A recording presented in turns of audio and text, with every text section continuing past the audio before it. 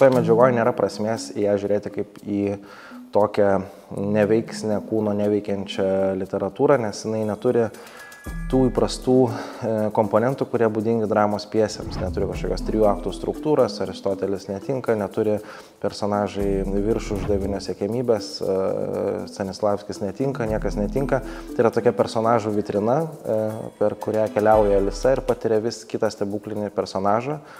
Tai tą makrodramaturgiją, ilgos distancijos dramaturgiją pakeičia tokia mikrodramaturgija ir sukoncentravimas personažų į tokius mažus žaidybinius niuansus, atsiranda greitis, reakcija vienas į kitos sprendimus ir tai labai primena žaidimą, kas vyksta scenoje.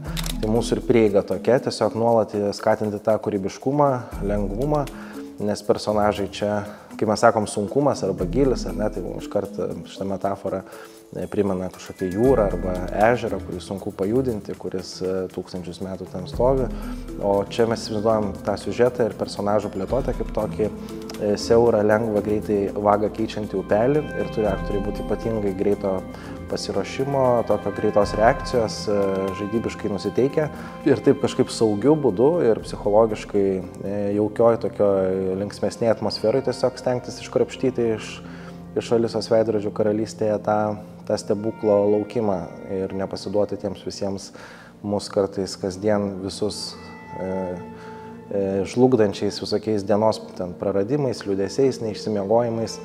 Tai žaidimas padeda sukurti tinkamą atmosferą iš principo. Mes esam cirko menininkai, tai atsakingi už visą cirko dalį, už visą akrobatinę dalį, už kilnojimus nes turim scenografiją gan aukštą, tai visokius užkelimus ir panašiai, tai už tą judesį, kuris reikalauja rizikos. Mes už tą atsakingi. Tas būtent kiniškas stulpas yra 5,5 metro aukščio stulpas, ant kurio daroma įvairi akrobatika ir jau turbūt vienas pirmųjų tokių projektų, kur apsijungia teatras ir cirkas ir kur galim įnešti ne tik tai akrobatinius ten triukus, kur ten iškelt žmogų, o jau įnešam tą labiau cirkišką discipliną, kur jau reikalauja tam tikrų tvirtinimų ir panašiai ir tam tikros technikos, kad atlikti įvairius triukus ir choreografijas. And it's also, yes, matching to the scenography. It's a new thing.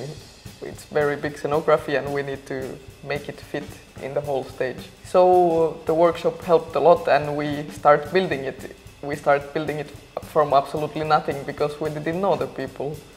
But now I can say that I do trust the actors and it's still gonna develop more and more. It's, I don't know, there is no end in the trust or like it just keeps on growing as I see it.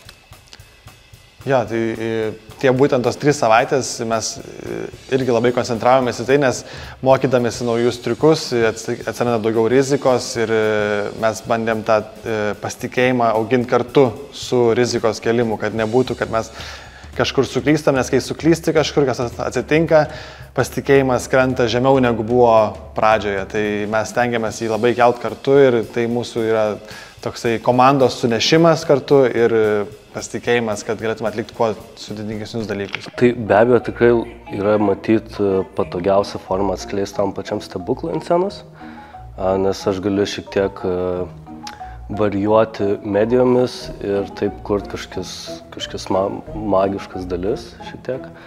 Mes naudojam nemažai realizmo ir filmuotos medžiagos ir tuo būdu bandau surasti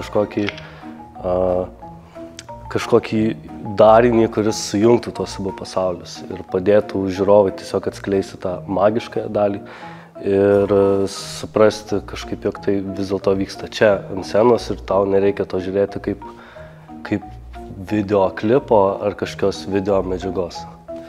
Matysime interakcijų tarp gyvų žmonių ir nufilmuotų. Bandysiu sukurti Alisos pasaulį šiek tiek tam tikrais simboliais. Labai iššūkis Alisą statyti, kokia bebūtų ar Alisa stebuklų šalyje ar veidrodžių karalystėje. Tai yra toks burbulas didelis visokiausių efektų, triukų, pasikeitimų, lokacijų. Tai kad iššūkis kaip tą padaryti vienoj scenoje, tai fiziniai vietoje vienoj.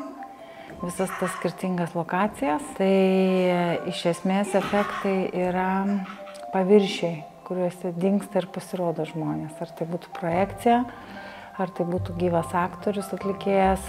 Ir aišku, žaidimas su masteliais. Kas yra mažas, kas yra didelis. Tai mūsų toks pasirinkimas yra truputėlį užuomina į cirko areną.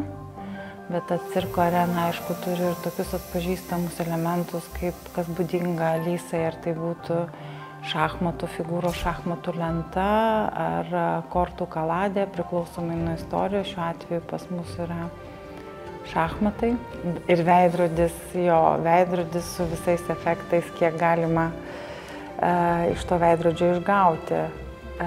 Kada yra peršviečiamas stiklas, o kada yra veidrodžio atvaizdas. Cirkas, šiuolaikinis šokis, manau, kad jie taip kažkaip tai apsipina ir nėra, kad va čia dabar darome šokį, dabar čia darome cirką, nes manau ir tas atėjęs daugiau per tą judesį. Tai net ir man pačiam kartais būna keista ir gal nauja, nes nežinau, kada man įstoti, kada jau čia mano, o kada čia ne mano, bet mes tada pasidaliname tą visą informaciją ir tada pabandome sujungti į vieną. Žiūrovams, kurie nori suprasti, ko tikėtis, tai tie, kurie bijo tų radikalių interpretacijų, tai čia jos nebus. Ta prasme, nebus Alisa ten iš namų pabėgusi pusamžio moteris, kuri nebegali pakelti savo darbo ofise. Ta prasme, šito viso nebus, bet kad jie bus kažkaip, coveris, sakykime, jau ankstesnių Alisų, irgi nebus. Yra rastas toks artimas mums būdas ir ta Alisos prieiga, nes tai vis tiek pagal raidos psichologiją ir pagal jos amžių yra mergaitė, kuri palieka po truputėlį tą fantazijos viršenybės pasaulį ir mokosi realybės pasaulio. Galbūt toks haliucinogeninis sapnas, kuris įvyksta mūsų Alisai, gal vyksta į paskutinį kartą, nes jau štai prasidės mokykla, reikalai. Ir Alisa atkuria visą šitą žaidimą tam, kad išsaugotų tai, ką mes prigimtinai kaip vaikai turėjom ir ką tiesiog kažkokių netikrų, laikinų, praktiškai iš principo beveik nesvarbių rūpesčių kontekste mes prarandam. Tai vat, mūsų Alisa ir kovoja už tą vaizduotės pasaulį. Ir mes visi kartu su ja, greičiausiai.